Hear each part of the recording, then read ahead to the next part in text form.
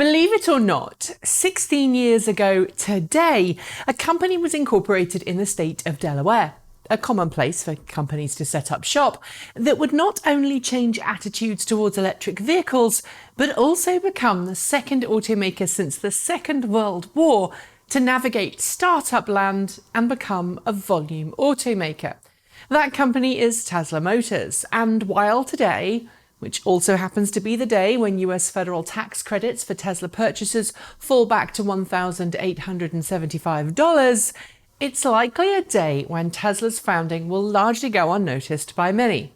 I figured, therefore, it was time for a brief history lesson on the company that so many people today are cheering on. And before I go on, in case you were wondering, the first post-World War II automaker to become a volume automaker was Kaiser Frazer, a car company that churned out nearly 800,000 cars in the late 40s and early 50s before unceremoniously dying. If you're watching this video and are surprised to hear that Tesla is celebrating its sweet 16th, you won't be alone. Most people probably didn't even know about Tesla's existence until 2008 or perhaps even 2012. But before every successful company hits the big time, there's always a period of hard work and many hurdles that most people don't know about. In Tesla's case, it officially started on July 1st, 2003, when good friends, engineers and business partners Martin Eberhard and Mark Tarpenning incorporated Tesla Motors just 3 months after Tarpenning had purchased the teslamotors.com web domain. They were joined by Ian Wright, a New Zealander with a huge enthusiasm for the project, and at that point, the only person on the team to have actual auto industry expertise. I can't do Tesla's full backstory justice in the time of this video, I'm just giving you the Cliff Notes version, but Eberhard and Tarpenning had previously run an ebook company which they'd sold in 2000 for $187 million. The money from that sale and Eberhard's desire to get a sports car gave rise to Tesla. There are lots of influences along the way that got Tesla to its incorporation stage, but perhaps the biggest is the T0, the sports car built by AC Propulsion and Alan Cocconi, the same engineer who developed the power controller circuitry for the original GM Impact, which of course later became the EV1. Having ridden in it, all three men knew they wanted their first car to be a powerful two-seat roadster, and so it was. As to Elon Musk, well, it wasn't until late 2004 that a business meeting was arranged with Musk with a view to getting him in as an investor. Musk, who was busy with SpaceX stuff and the birth of his twins, met with the pair early in April, and while the meeting was meant to be a short 30-minute affair, went on for more than 2 hours. On April 23, 2004, Musk was part of a $7.5 million funding round for the company and then became chairman of the board of directors. Eberhard, meanwhile, continued as company CEO. I could, of course, fill an entire half hour talking about those early years, but I can tell you that it wasn't so easy. Deciding to rely on another company to do the automotive designing and assembly, Lotus, focusing instead on the powertrain and power electronics, Tesla's early prototype Roadster was driving by early 2005 and helped the company secure a further $13 million in funding. It was about this time that Tesla started to gain media attention. A buzz was developing in Silicon Valley, and everyone wanted to know what Tesla was all about.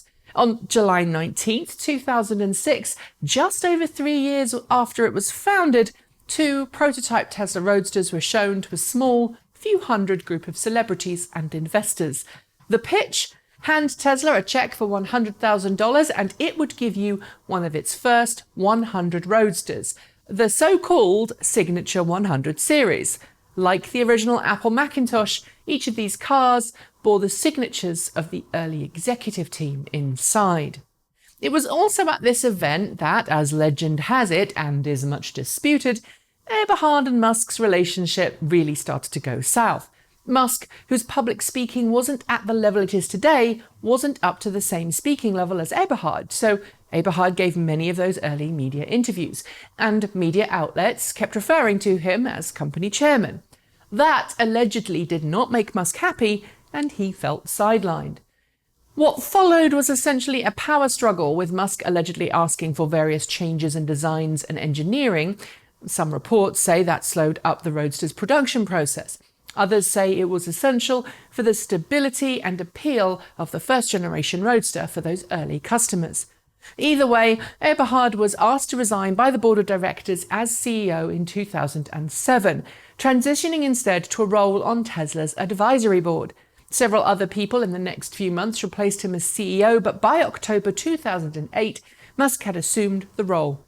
Firing 25% of all of Tesla's staff, Musk pushed ahead with the ramp-up of Roadster production, the first example of which he'd taken personal ownership of in February 2008. While Eberhard left the company in 2007 and actually cut all of his ties by 2008, he would later state that he was pushed out by Musk and actually took Musk to court for breach of contract, slander, and a few other things. There was an out-of-court settlement, but the details of this have remained largely private. Tesla's early years of Roadster production were very much a fight for survival, with Tesla getting its fifth round of debt financing shortly after Musk became CEO.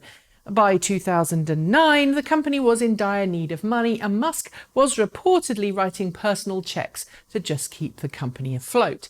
It was at that point, in May, that Daimler stepped in, acquiring a $50 million stake in the company. 2 months later, it did sell 40% of that off, but it would continue to own a sizable shareholding in Tesla until 2014. The Model S, a car which Tesla had first announced back in 2008, wouldn't enter production until 2012, with Tesla announcing in 2010 that it was buying the former NUMMI assembly plant in Fremont, California, as its new production facilities. Unlike the previous 2 production facilities Tesla had planned, announced, and then cancelled, this one became a reality and, of course, is still in use today. With a 5-month gap between the end of sales of its Roadster and the start of deliveries of Model S, Tesla began what I'm going to call its second age.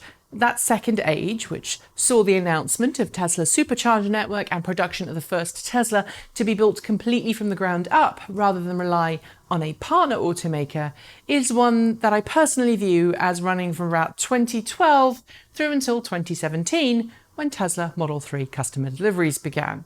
That age saw Tesla unveil various improved versions of Model S, including the dual-motor performance and autopilot-equipped versions, as well as, of course, the Model X, a car so complex and costly to make that it suffered some pretty big delays and caused Tesla some significant headaches. Of course, we also can't forget Tesla's energy storage products, which, while still a small part of Tesla's overall portfolio, allowed the company to transfer the knowledge it acquired from electric vehicle battery development into the energy storage arena. Now in its third age and celebrating its 16th year, there's been a lot of ups and downs.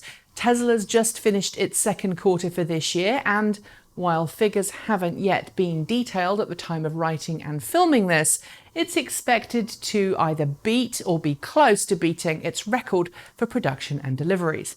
Gigafactory 3 is on the way to completion, and Tesla is already working on the Model Y, Tesla Semi, and the second-generation Tesla Roadster.